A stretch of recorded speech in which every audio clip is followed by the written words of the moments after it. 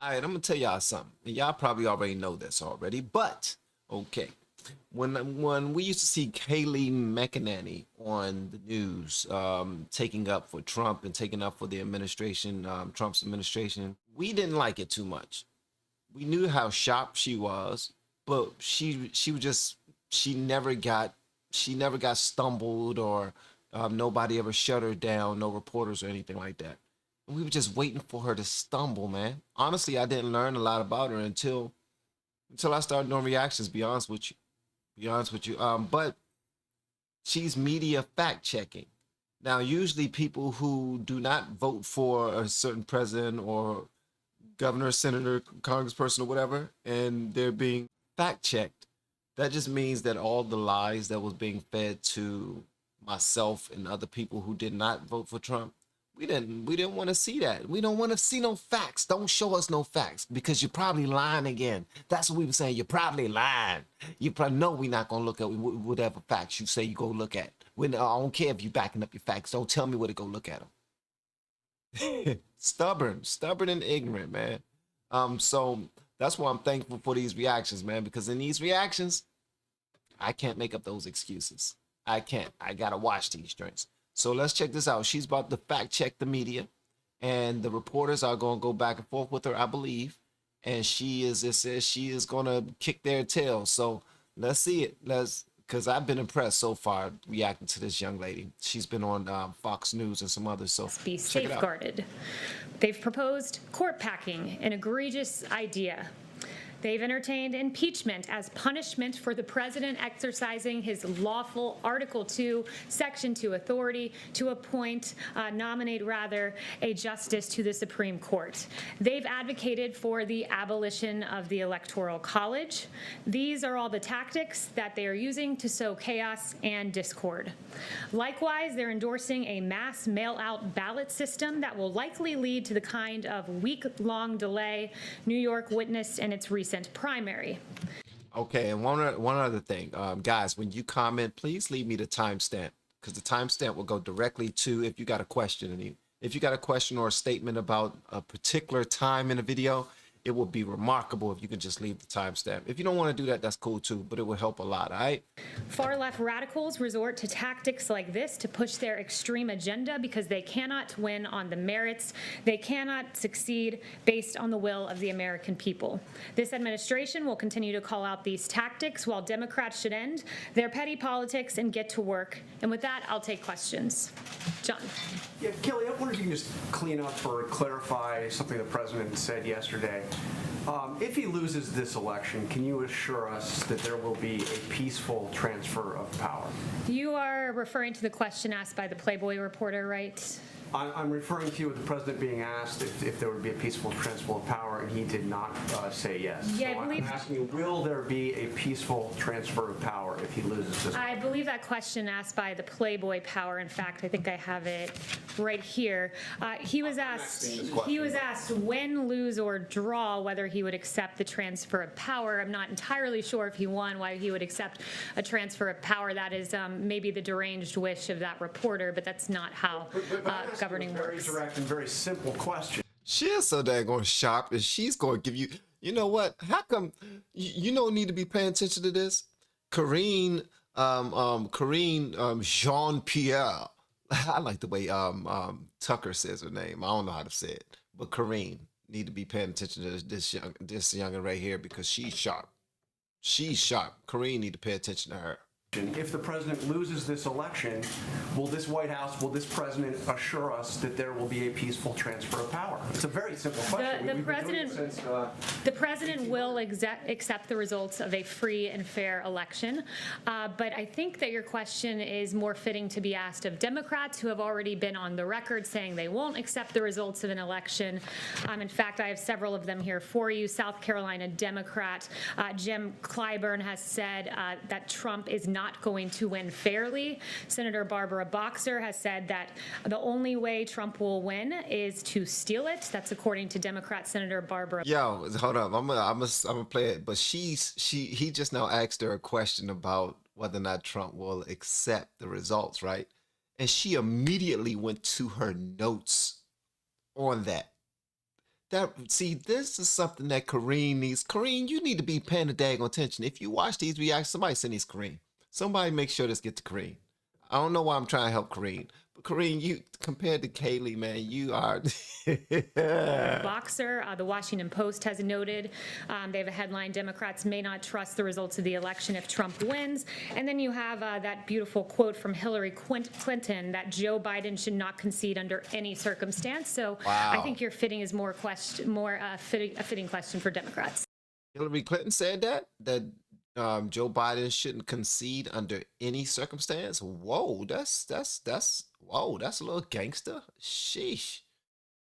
Sheesh. Yes. Kayleigh, just to understand this clearly, are the results legitimate only if the president wins? The president will accept the results of a free and fair election. He will accept the will of the American people. So for clarity, if he loses and it's free and fair, he will accept it. I've answered your question. He will accept the results of a free and fair election. Let me ask you about Breonna Taylor, if I can, right now. First of all, just a little housekeeping. Has the president spoken to the family of Breonna Taylor? I'm not aware of any conversation that they've had, but our hearts do go out to her family. Has the president spoken to the officers who were shot last night in Louisville? I'm not aware of any conversations. So the president spoke to the officers who were shot in Los Angeles, but to this point, there's no indication the president at any point over the last several months has spoken to the family of Breonna Taylor. I guess why not? The president routinely speaks to victims of horrendous tragedies. I've been here when he's met with the parents who lost their children to instances of police brutality. It was a really beautiful meeting, and the president consoled them. He's talked to the widows who've lost their husbands to police officers. He's spoken to widows of fallen soldiers. He routinely reaches out to victims of all kinds of atrocities, and he'll continue to do that. What is the president's message to the family of Breonna? I heard what you say that you... See, this is something right here that's BS. Okay? Breonna Taylor was a real person. What happened to Breonna Taylor was hella unfortunate. A lot of people are still fighting beyond Breonna Taylor and everything. But what you're trying to do as a reporter is trying to throw out a gotcha situation and try to set it up as if like you're not a good president unless you spoke to the family, unless you spoke to the cops, unless you did this, unless you did this. How many people hanging over your daggone cubicle while you doing your reporting and whatnot, telling you, did you do this? Did you do that? Listen, you don't have the right to do that. You don't have the right to do it. Did he speak to this person? Oh, okay. Did he speak to that person? Oh, all right. What about this person? Did he speak to that person? Calm your punk tail down, man. I don't know who that is. Ask a question. That's not Peter Ducey. That's because Peter Ducey that's not Peter Ducey. We grieve for them. But what is the president's message to the family of Breonna Taylor that does not believe they received justice? That our hearts go out to her. It was a horrible tragedy that happened, and that our hearts also are with the two police officers who were shot last night in the Louisville riots. When you say our, you mean the White House, including the president? Yes, I speak on behalf of the president. That'd be his thoughts. Go ahead. I am the president's spokesperson. I speak on his behalf, Peter. In fact, one of the aides just said that the Ben, president was his own spokesperson, which is why I asked. But go ahead. So, Kayleigh, yesterday when the president said, get rid of the ballots, there won't be a transfer, frankly, there'll be a continuation. Which particular ballots is he talking about wanting to get rid of, and why does he think that would help him get elected? The president wants to get rid of mass mail-out voting, and that's not because he said clearly that could go either way. It could damage either candidate's chances because it's a system that's subject to fraud. In fact, in the last 24 hours, police in Greenville, Wisconsin found mail in a ditch, and it included absentee ballots. And also, I can confirm for you that Trump ballots for the president were found in Pennsylvania, and I believe you should be getting more information on that shortly. Here in the last 24 hours, they were found cast aside. So why in the past hour did the president tweet out, vote by mail ballots in my home state of Florida begin going out today? Make sure to request yours, fill it out, and send it in. The president has always made the distinction that absentee ballots, where you go through a process where you request a ballot and you mail that in, that is a system that works, but a system where you mass mail out to voter rolls, which are not kept and maintained, where in Los Angeles County, for instance, you have 120% of the county enrolled. That system is untenable. It doesn't work. It leads to what we saw in Nevada, where there were ballots languishing in trash cans and pinned to apartment boards. Okay. Somebody send this to Kayleigh and tell her, look, listen, okay, I'm assuming that Kayleigh got it. Kayleigh, you shot. A little bit of Kramer from Seinfeld. Okay. Just let her know that I think she shot, because she shot. And finally, today FBI Director Wray testified on the Hill that he has not seen historically any kind of coordinated national voter fraud effort in a major election, whether it's by mail or otherwise. So if the president's own FBI director says this isn't a problem, why does the president keep saying it is? Well, as Attorney General Barr has said, we've never had an election where we've done mass mail-out voting like this before. I would point you to a bipartisan study done by none other than Jimmy Carter, who said that these mail-in votes remain the largest source of potential fraud. And he even cited an example of a 1997 Miami mayor election that resulted in 36 arrests for absentee ballot fraud. That election had to be rerun and the results were reversed. That is an example from 1997, but there are many others like Patterson, New Jersey, where 4 men were charged with voting fraud recently. 4 more men were charged in California, and there's a ton of examples. I could get you an encyclopedia of fraudulent examples we've had. These ballots are going out. If the president does win, will he still think it was rigged and fraudulent? I've already answered this question. Yes. Kayleigh, the president's. She is a beast. She told him, look, y'all keep on flipping and asking me the same daggone questions over and over again. I already answered it. I'm up here to be truthful and open, transparent. But if y'all gonna keep on asking me the same question, look, I'm gonna have to get y'all escorted up out of here because you're not doing what I'm telling you to do. Ask me a question and let it be that. And if you heard your colleague or another reporter in here ask the question already, don't do it again. Don't ask me the daggone same question because you're getting on my daggone nerves. And fraudulent. I've already answered this question. Yes. Kayleigh, the president's niece filed a lawsuit in New York State Court today alleging that the president and 2 of his siblings had cheated her out of millions and squeezed her out of the family business, and we were hoping to get a reaction from the White House. Yeah, the only fraud committed there was Mary Trump recording one of her relatives, and she's really discredited herself. Yes. Kayleigh, on TikTok, we know that the CFIUS negotiations are continuing. Can you say, has the president been briefed in the last couple days about how the CFIUS negotiations are going? Do you know when those negotiations will end? Yeah, not that I'm not aware of his briefing schedule with regard to TikTok, but what I can say is what the president has said, which is that any deal has to be 100% as far as national security is concerned. And I'd refer you to his comments as well as of those from the Department of Treasury for any further specifics. I'd refer you there. Yes. Jeff. Thank you, Kayleigh. The president suggested yesterday that he might overrule stricter standards at the FDA on a coronavirus vaccine. Why would the president not want strict standards for a vaccine on the coronavirus? Well, the FDA does have strict standards. They are the gold standard with regard to vaccines. The president was referring to the normal interagency process that happens with guidance, and that includes running through the Office of Management and Budget. So that's standard operating procedure. And I would also point out, I spoke to Dr. Hahn this morning, and Dr. Hahn said that the guidance issued was a follow-up to June 30th guidance that they put out, and it was guidance that they gave to pharmaceutical companies to provide them with more regulatory clarity. Yes. The White House is describing this healthcare event today as a chance for the president to outline his vision. Is that something less than his plan? And just a second part of that, does the White House think that it can address the country's challenges with healthcare solely through executive action? So the president will be laying out his healthcare vision today. I don't want to get ahead of exactly what that will look like. There will be some tangible actions taken, as well as the president really laying out, which something that I think has been overlooked, the real contrast between what Obamacare gave us between 2013 and 2017 and what the president has delivered. And I think we have a graphic to that effect. I'm not sure if they were able to put it together in time. But with Obamacare, it is a fact that from 2013 to 2017, premiums in this country went up. In fact, they went up by 105% on the individual market. And you contrast that with President Trump, what he's managed to do by rolling back a lot of Obamacare. And we've seen premiums on the individual market go down. Same for Medicare Part D and Medicare Advantage, the polar opposite of what happened with Obamacare, where those premiums went up. So premiums have come down under this president. Drug prices have come down under President President Obama, drug prices were up 15%. Under President Trump, they came down for the first time in 50 years. And then finally, under Obamacare, you had choice that went down. 1/3 of counties had only one insurer in the individual market.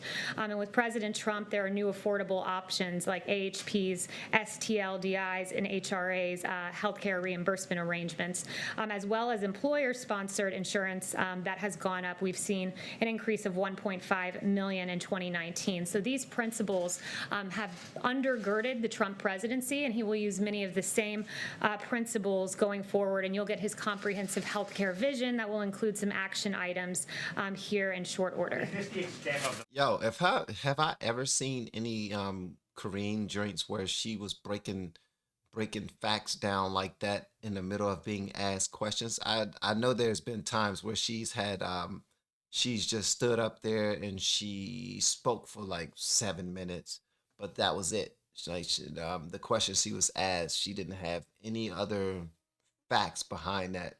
She was just saying, "Oh, I'll get that information for you next time when I come back up here." Kayleigh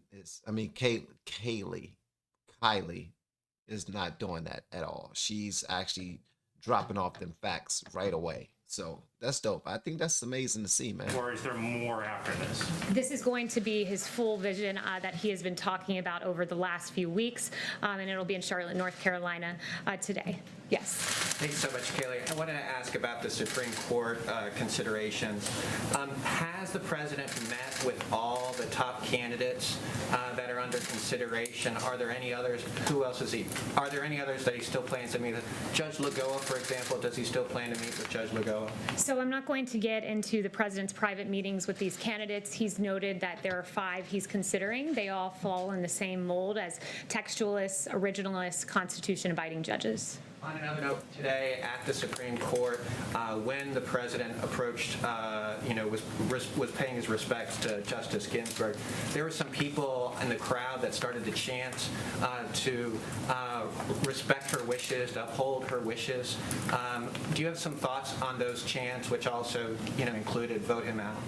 Yeah, I think the chants were appalling, but certainly to be expected when you're in the heart of the swamp. I travel with the president all across the country, Pennsylvania. She said, "When you're in the heart of the swamp," and you're absolutely right. When you're in enemy lines, expect for those type of things to happen. All right, that's simply what she said. We were in enemy lines. I mean, you're in the heart of the swamp where things are being, thrown out and fixed and chopped down and straightened out. And some people don't like that. Some people don't like order if it means they have to change the way that they do things. So North Carolina, Florida, Nevada, and everywhere we go, the streets are lined with support like I don't think any other president has had previously. But with regard to precedent, as I've noted before, 29 times has an appointment been made in an election year, 29 times, and that was all 29 times when there was a vacancy at hand. So the precedent is very much on our side here. And I would also note the hypocrisy of Democrats. Joe Biden saying, "I would go forward with the confirmation process as chairman even a few months before an election." Barack Obama saying fill the Supreme Court vacancy when it was his tenure, and you had Kamala Harris saying as well that Senate GOP is holding SCOTUS hostage for political gain. Join me in calling them to consider President Obama's nominee. So they've really flipped here because the precedent is on our side and their hypocrisy is on full display. Yeah. And that's one question that I had too, because I noted that this the Supreme Court justice had an opening for one more justice, and the Democrats tried to fill the seat, but it was held until Republicans took power and they were able to vote someone else in. And I was like, man, I don't understand this. This don't make any sense to me. My wife explained it to me and gave me a better idea, but I had no idea of how these things were run. These things were played. But I'm starting to get it now. I tell people all the time that I believe, and they may be wrong, but I believe this is a chess game. I believe it's a chess game. And some people that's in the swamp, they serious about this game, and they will do anything, even if it means cheat, in order to get what they want. So, I mean, because a lot of money rides on this. Like, they have a lot of people behind them that could benefit financially if they win. So sometimes they make decisions that are questionable.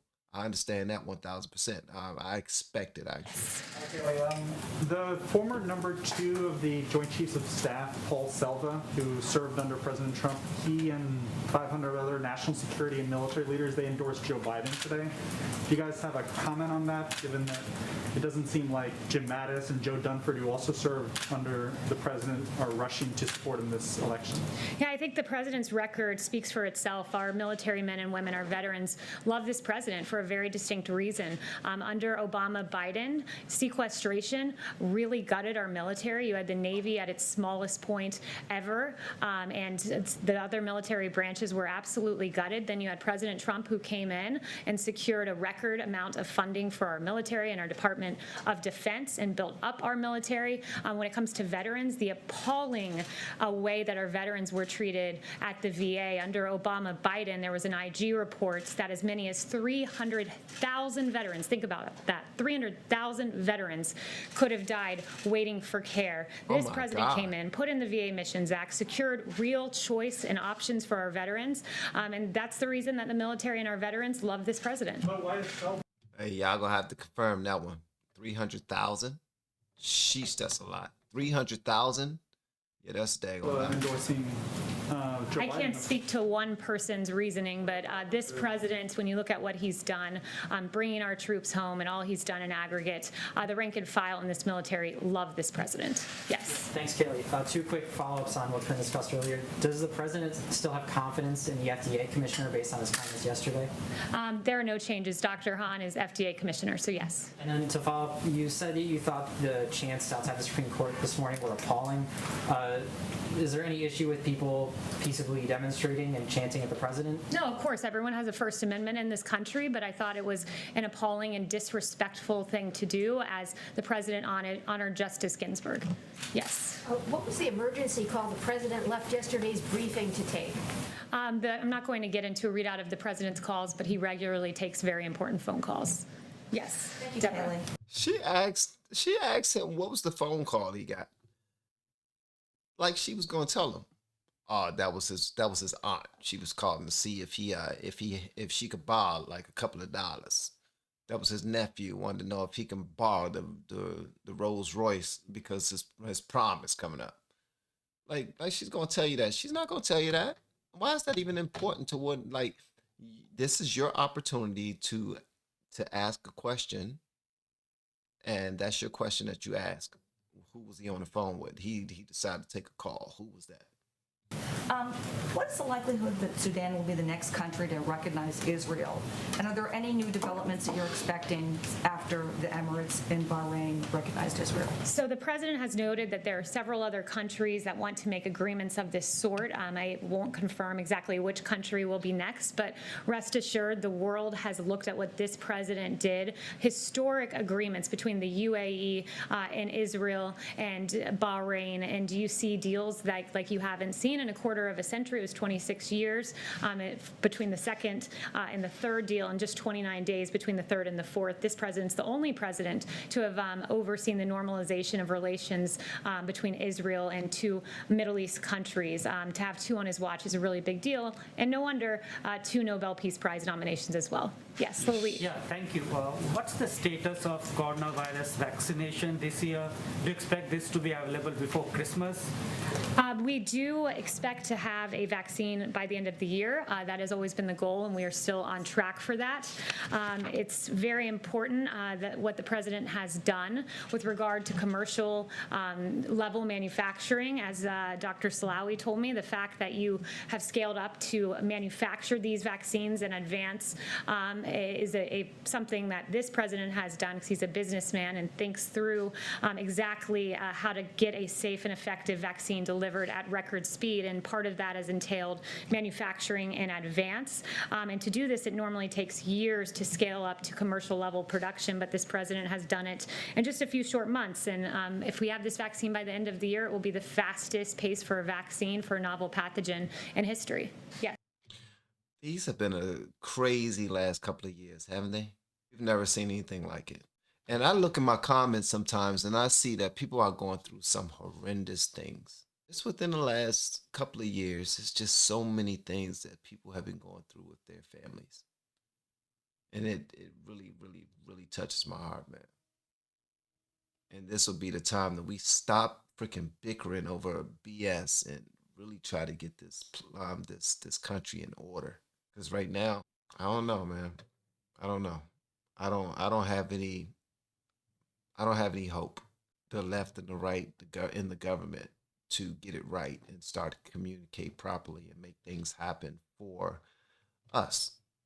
Like it's I don't know. They need to communicate more. They need to be less selfish. There's just so much that they need to do, man. They need to just listen when they ask questions. A lot of them are asking questions and aren't listening, and it sucks.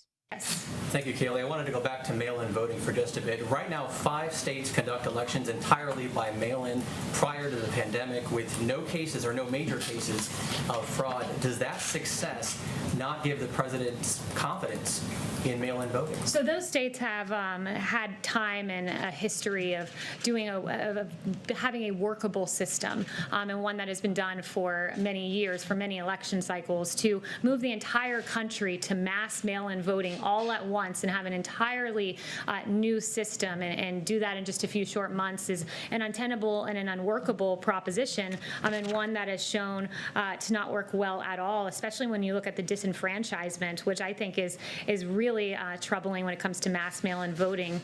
In 2016, you had 1% of ballots thrown out, absentee ballots, that amounted to 319,000 votes thrown out. And if you have the entirety of the country voting by mail, you can imagine that number would be many folds higher than that. And you look just in the primary, where you've seen states try to move to this mass mail-in system. There were 100,000 ballots rejected in California. Wow. In New York City, 1 in 5 mail-in ballots were rejected. And as a former DOJ voting rights official said, it's nuts. That is just way too high when 1 in 5 voters, because of mass mail-in voting, have their ballots thrown out. You said it's the whole Yes. country. Obviously, it's only Chanel. states, though, right? Thank you, Kayleigh. Yesterday, the Senate released an 87-page report on Hunter Biden and Joe Biden's dealings across the board with Ukraine and with Russia. Specifically, it showed Hunter Biden supporting Russian prostitution, human trafficking, and receiving $3.5 million from Moscow. The question to you is, Somebody just now sent me a video of Hunter Biden.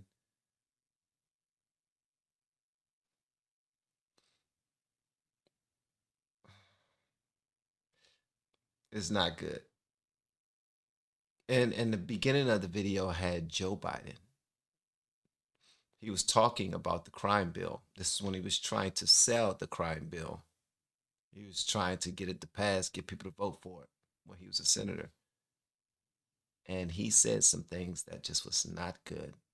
And then they showed Hunter Biden doing a lot of the things that he was actually speaking against on that same video. Hunter Biden, man. does the White House have any intention of helping the DOJ should an investigation be opened up on the Bidens? And number 2, do you have a response to Rudy Giuliani yesterday telling us that this should immediately disqualify Joe Biden from his candidacy? Yeah, that was a very troubling report. You know, I'll leave it to the DOJ as to how they move forward. But I mean, I think this New York Post cover says it all. You know, I heard so much about Russia collusion, but it appears the only collusion going on was between Hunter Biden, as he accepted $3.5 million from the wife of the Moscow mayor. Very troubling indeed. And in addition to that, Ukraine money as well. And it's good that the Senate looked into that. But finally, I would like to note the situation in Louisville, Kentucky last night. There were reports of vandalism. There were nearly 100 arrests, and the Trump administration urges calm and reminds those who wish to have their voices heard to do so peacefully. You have a right to peaceful protest as outlined in the First Amendment. And the Attorney General Daniel Cameron said, if we simply act on emotion or outrage, there is no justice.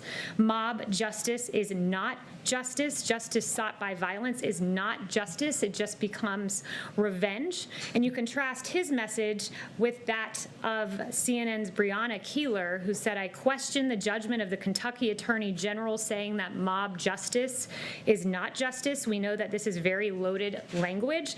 That's an appalling statement from Breonna Taylor at CNN. And what is outrageous about this take is that mob justice is not justice. Hours later, after this comment was made on CNN, 2 police officers were shot. Wow. This is not justice. This has nothing to do with politics. It has everything to do with the value of human life and the safety and security of our American cities. And across the country, we've seen our police officers come under fire in the line of duty. In Los Angeles, there was an ambush attempt on 2 police officers. In Phoenix, a U.S. Marshal was ambushed and shot outside a federal courthouse. In Linwood, California, a suspect approached a patrol car and fired a handgun into the passenger side window.